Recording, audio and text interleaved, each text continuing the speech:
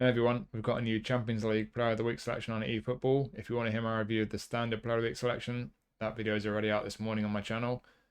In this selection, as always, I'll put timestamps in the description, so if you want to hear about particular players, click the description, there'll be a link to take you straight to him. But let's have a look at who we've got.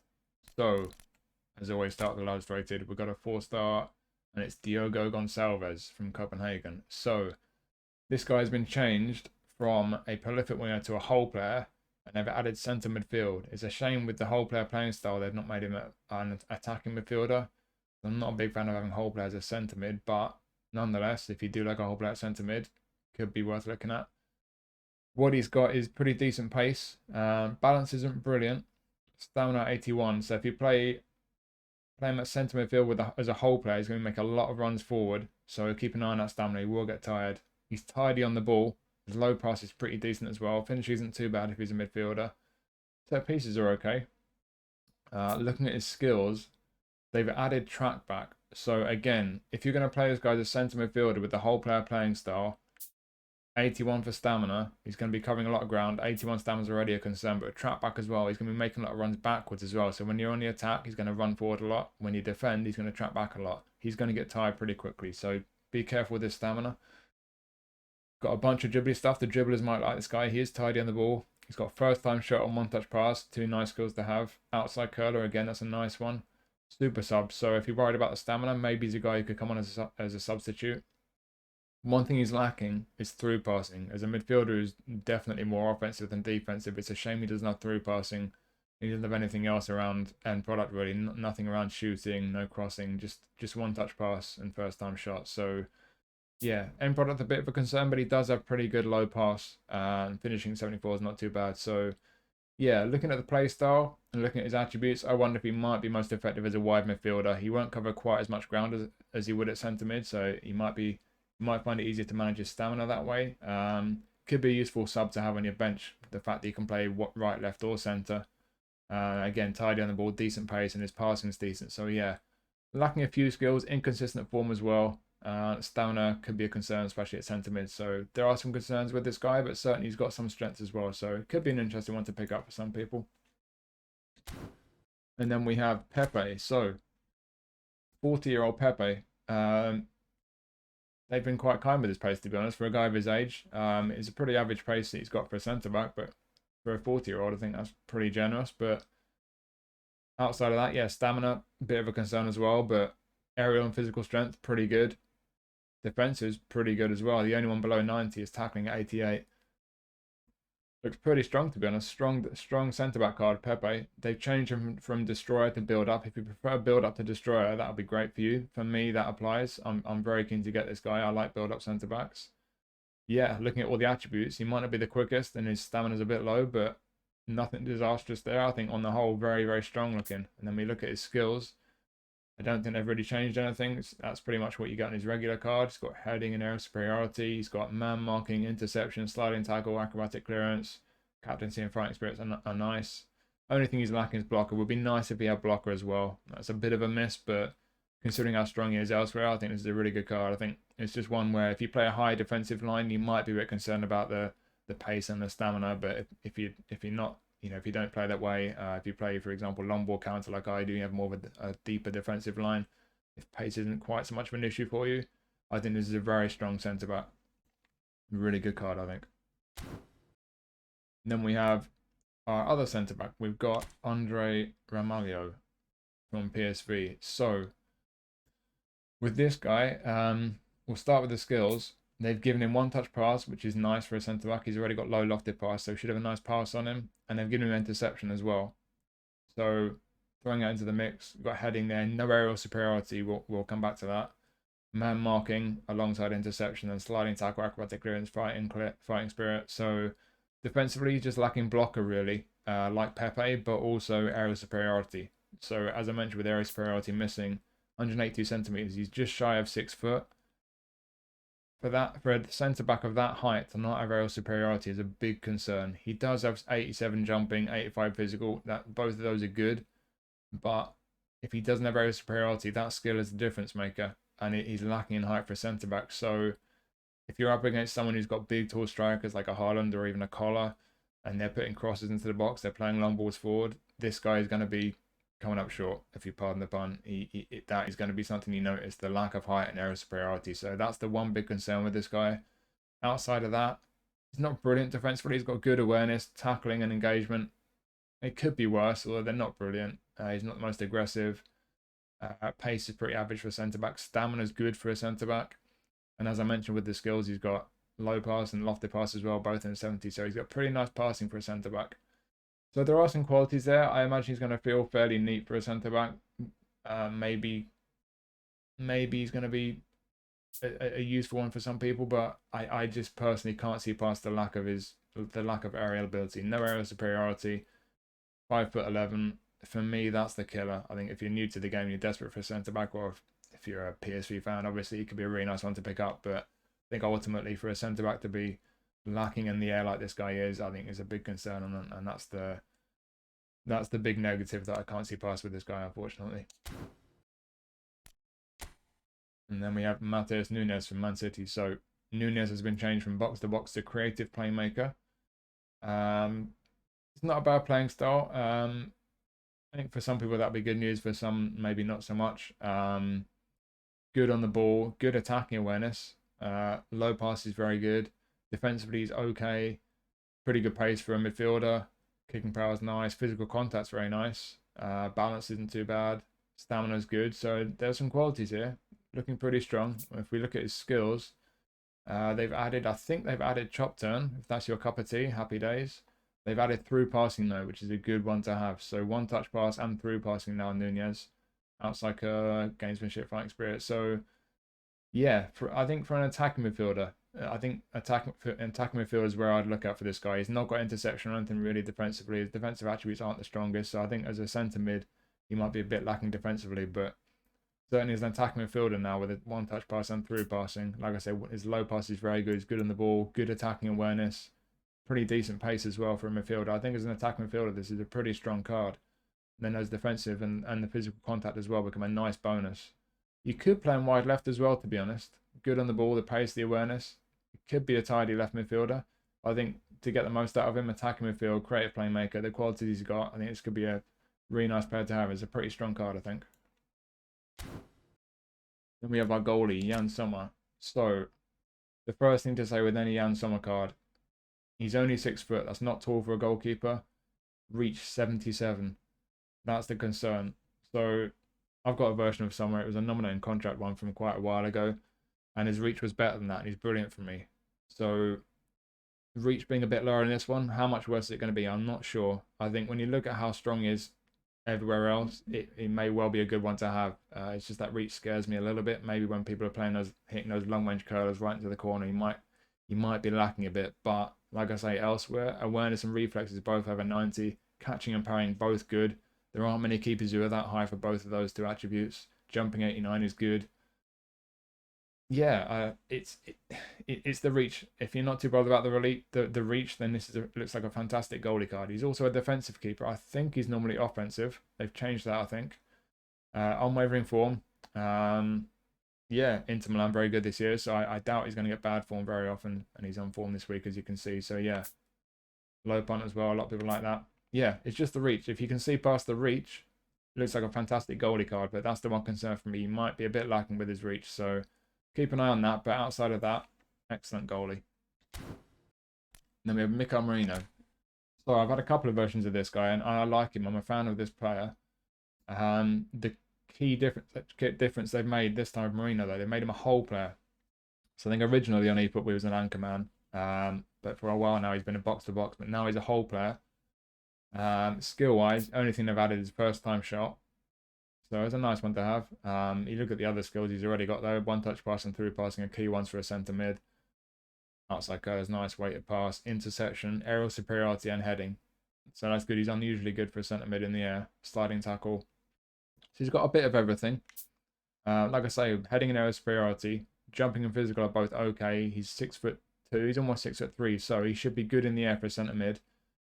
Pretty average pace. He's a big, strong guy. You can't expect him to be too quick. Like I say, the physical contact's okay. Balance not so brilliant, but again, he's a big, strong guy.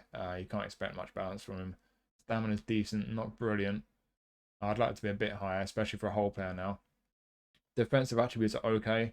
Not brilliant, but okay. Normally, I mean, you can train him how you like, but the base card, I've got him trained to be quite defensive. I think he's around about the 80 mark for all of his defensives. So it's not quite as good, the defensives on this one. But on the left here, they've improved him. So on the ball, he's nice, especially with his ball control at 90. He's got great ball control. Low pass at 88, lofted 83. So he's got really nice passing as well. It's an interesting one. I'm not sure how I would use him, because if you want to make use of the whole player playing style, you're going to have to play him at centre mid, because it won't be active at defensive mid. But as a centre mid with the whole player playing style, he's obviously going to make a lot of attacking runs. He's going to be tidy on the ball, but he's got quite a bit of defensive strength as well. So it's an interesting kind of all-rounder to have as a whole player. Personally, I might be tempted to use him as a defensive mid. That's how I use my current one. I've got a national team version of Merino from a kind of national team player selection they did a few months back.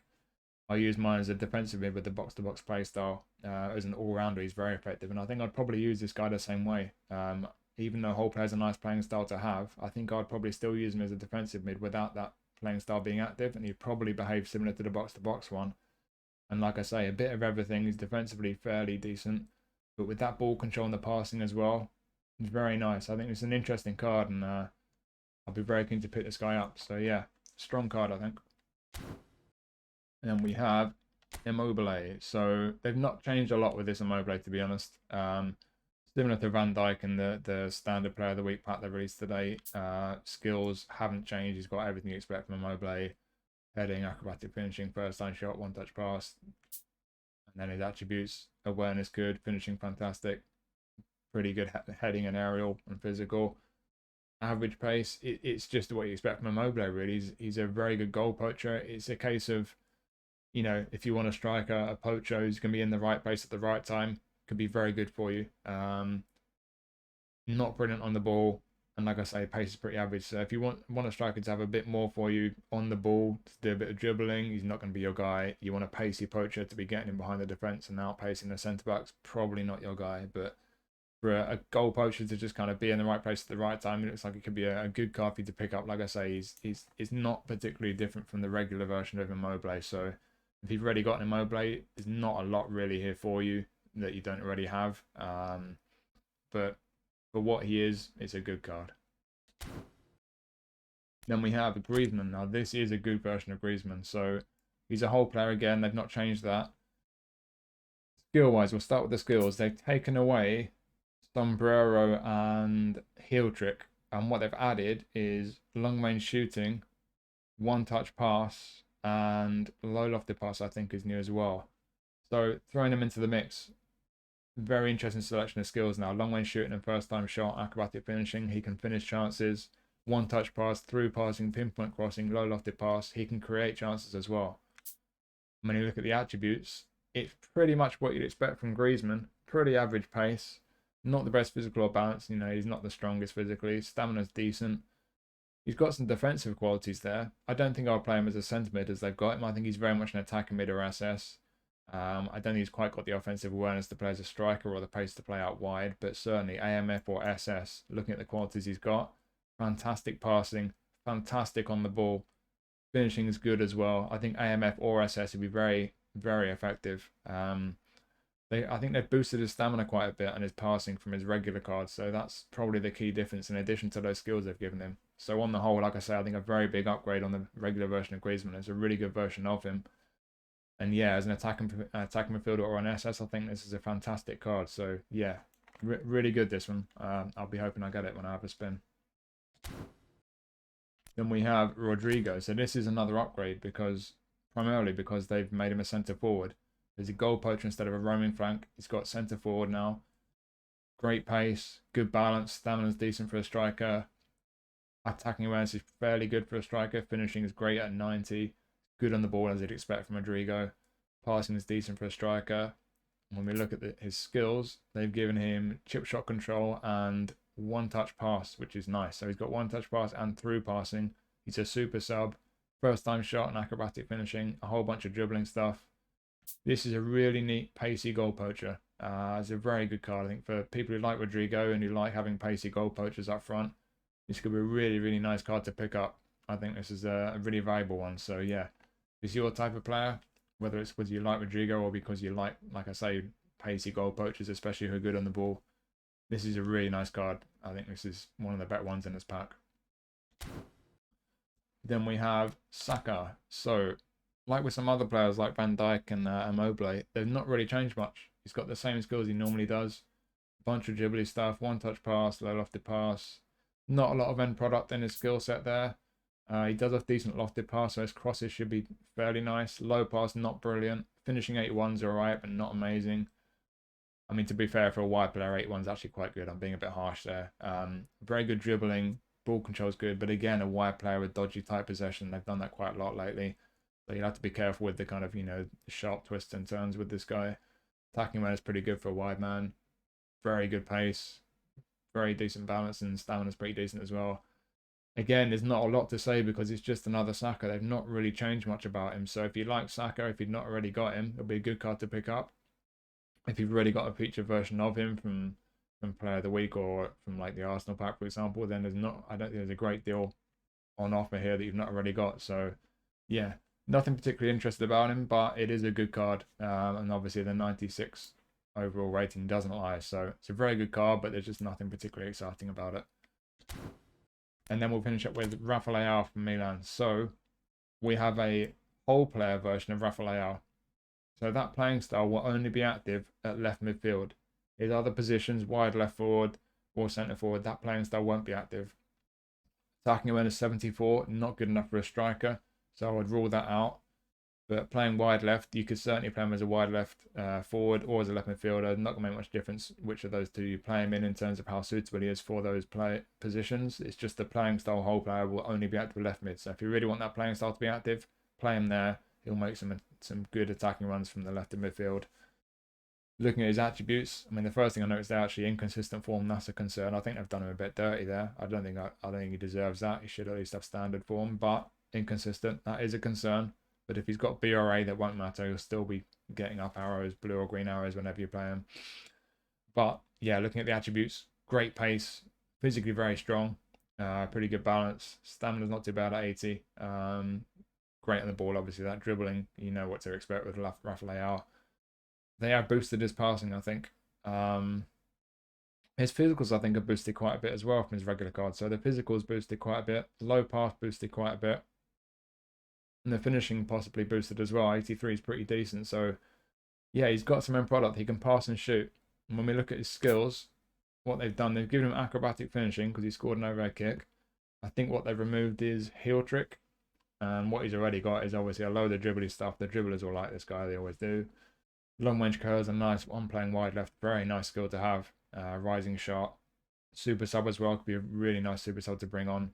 But yeah, that long range curler especially, with 83 for finishing, very effective wide left, especially with that whole player playing style. If you're playing wide left midfield, passing pretty tidy as well. Like I say, that's a boost. I don't think he always has low pass that high. So yeah, great pace, great on the ball for a wide left player, cutting inside and taking chances, especially with that long range curler. A very effective card. Only the inconsistent form really to spoil it, but it's a really good card.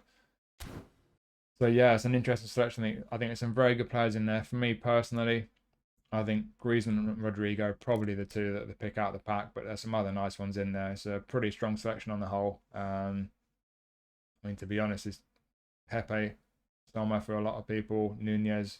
This is really strong, I think.